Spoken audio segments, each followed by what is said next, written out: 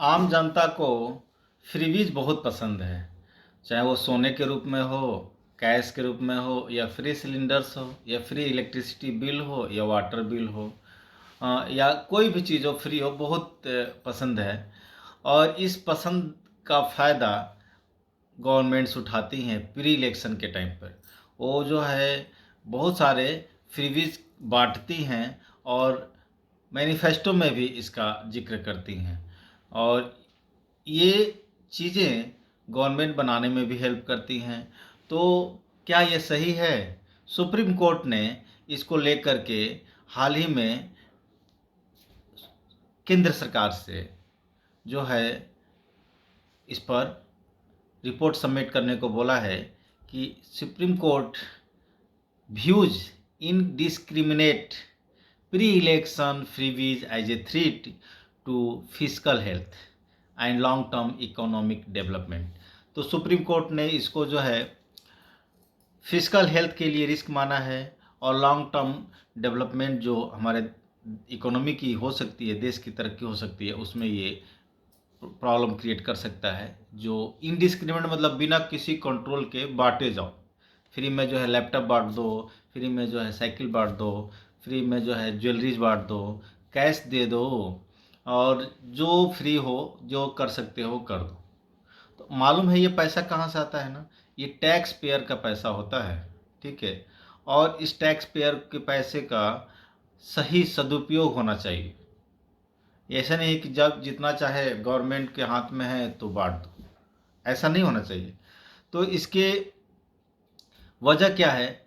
देखिए, पहले तो वेलफेयर वर्सेस फ्रीबीज में क्या फ़र्क होना चाहिए। वेलफेयर के लिए सुप्रीम कोर्ट मना नहीं कर रही है। There should be a clear cut line between the welfarism and the freebies that is promised during the pre-election are used to distribute during that time, है ना।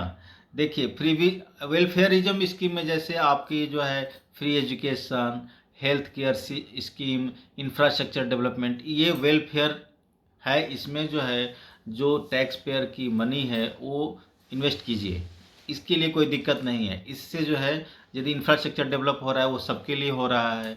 हेल्थ केयर है तो उसमें गरीब और अमीर दोनों लोग जा रहे हैं। एजुकेशन फ्री हो रहा है तो ह्यूमन कैपिटल डेवलप हो रहा है, गुड क्वालिटी का, है ना। लेकिन आप एक तरफ दूसरी तरफ जो दूसरे पार है, लाइन को उस पार है, जो फ्रीबीज है, लाइक कि आप जो है अनटारगेटेड इलेक्ट्रिसिटी दे रहे हैं, कैश दे रहे हैं, और कंज्यूमर गुड्स बांट रहे हैं। तो इसमें क्या होता है कि इसकी वजह से बहुत सारी प्रॉब्लम क्रिएट हो सकती है। और गवर्नमेंट का कहना है कि जो है इससे जो है जो निम्न स्तर की जो जनसंख्या है उनको थोड़ा सपोर्ट मिलता है ना। लेकिन सपोर्ट मिलने के साथ साथ दूसरी भी प्रॉब्लम क्रिएट हो सकती है। यदि आप किसी को फ्री में सब चीज़ मिल जाए तो आप लेबर करेंगे, मेहनत करेंगे, तो ये एक बड़ी प्रॉब्लम है, ठीक है। हाँ, उसको आप एम्प्लॉयमेंट दीजिए, रोज़गार दीजिए, उसको शिक्षित कीजिए, एडुकेट कीजिए। हाँ, उसको जो है कम्पिटिटिव बनाइए, ताकि जो है यदि वो हेल्दी सिटीजन क्रिएट होगा, हाँ, तो आपको लॉन्ग टर्म पर जो है वो देश की इकोनॉमी में क्या होगा, कंट्रीब्यूशन देगा, है ना। तो court has raised serious alarms regarding revenue deficit, states prioritizing plus splurges over infrastructure and developmental budget। तो इसमें कोर्ट ने कहा है भाई कि आपका ऑलरेडी जो है फाइनेंशियल डेफिसिट चल रहा है। हाँ, आपका बजट जो है डेफिसिट में है, और जो है आप फ्रीबीज बांट रहे हैं, और रेवेन्यू को जो है डेफिसिट में दिखाते हैं कि हमारे यहाँ जो है घाटा चल रहा है, और आप फ्रीबीज बांटेंगे तो कैसे होगा? ये सही बात नहीं है।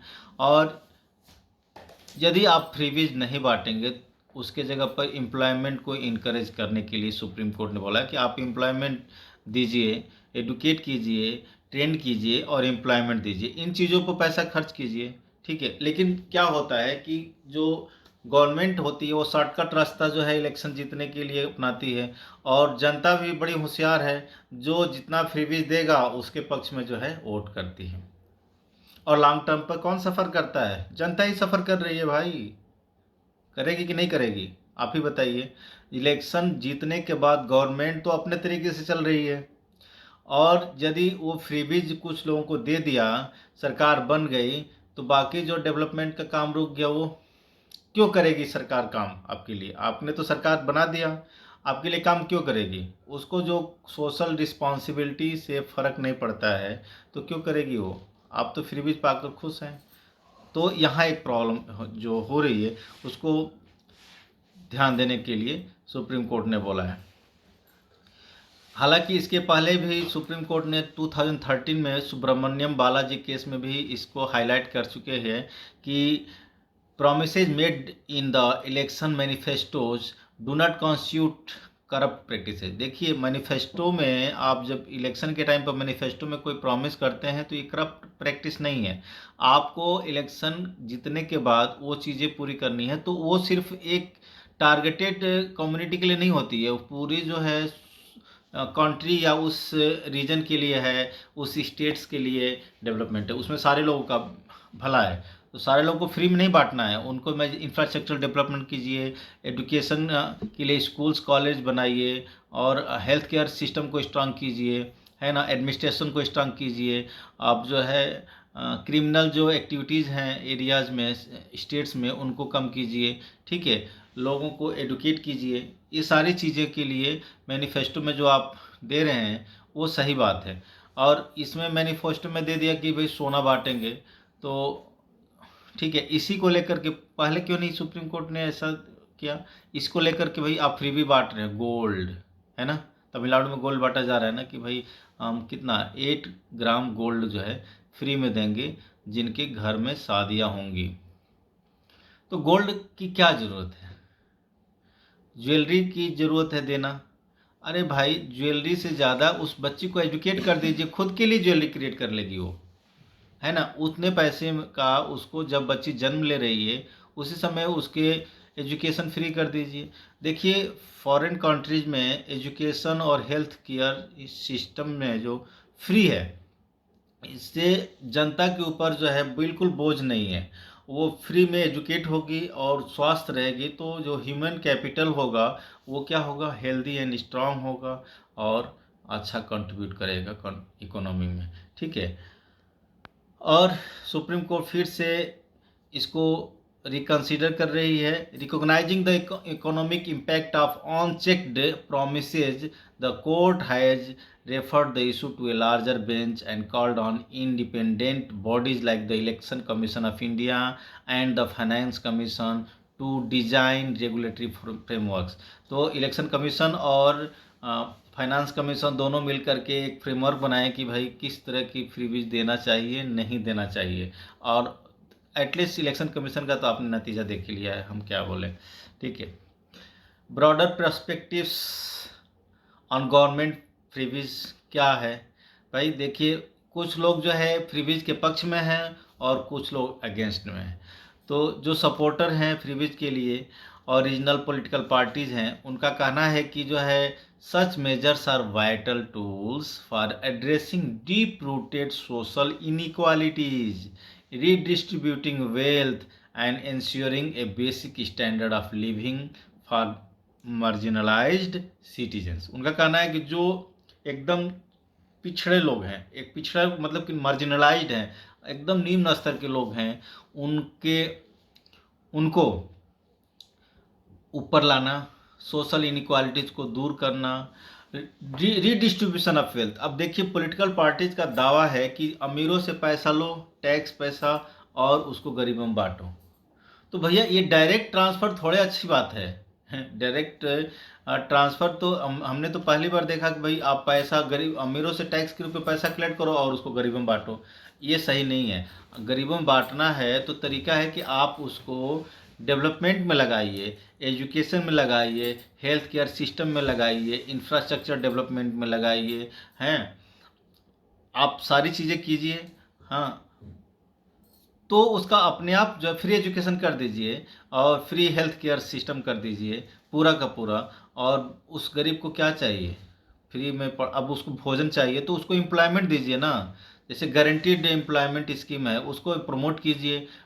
जब वो काम करेगा तो पैसा भी तो जनरेट करेगा। कि नहीं। तो उसको एम्प्लॉयमेंट सबसे इम्पॉर्टेंट है। फ्रीबी से ज़्यादा अच्छा है कि एम्प्लॉयमेंट। जैसे मान लीजिए बच्चे हैं किसी फैमिली में, तो बच्चे तो पढ़ेंगे लेकिन वो खाएंगे कहाँ से? तो बच्चों को तो मिड डे मील मिल रहा है, चलिए, लेकिन फैमिली को जो है एटलीस्ट वन मेंबर को एक फैमिली में जो है उसको एम्प्लॉयमेंट दीजिए कि ताकि वो अपना डेली का खर्चा निकाल सके। तो फ्रीबी की ज़रूरत नहीं पड़ेगी, है ना, क्योंकि वो फिर नेक्स्ट जनरेशन तक जो बच्चे हैं वो बड़े हो जाएंगे, एडुकेट रहेंगे और हेल्दी रहेंगे। They will contribute towards the development of the economy, है कि नहीं। लेकिन कुछ लोग जो इसके अगेंस्ट है वो कौन है? इकोनॉमिस्ट। जैसे मैंने बात किया कि economist and reserve bank of India consistently warn that aggressive unchecked subsidies can disrupt credit culture, distort market pricing and push state economies into the severe debt spirals। तो ये इनका दावा है कि यदि हम अनचेक्ड मतलब अनकंट्रोल्ड जो है हम जो है क्रेडिट को बांट रहे हैं, तो इससे मार्केट भी ख़राब होता है और जो है लेबर जो क्राइटेरिया है डिफ क्या करेंगी, प्रॉब्लम होगी। कैसे प्रॉब्लम होगी? कोई काम नहीं करना चाहिए, फ्री में किसी को भोजन दे दीजिए और फ्री में जो इलेक्ट्रिसिटी दे दीजिए, वाटर दे दीजिए, सब कुछ फ्री कर दीजिए, तो वो काम क्यों करेगा? नहीं करेगा। लेकिन हमारे कर्तव्य इम्पॉर्टेंट होते हैं, कर्म करना सबके लिए ज़रूरी है ना। तो जब काम करेगा तो हेल्दी भी रहेगा और कंट्रीब्यूट भी करेगा। सिर्फ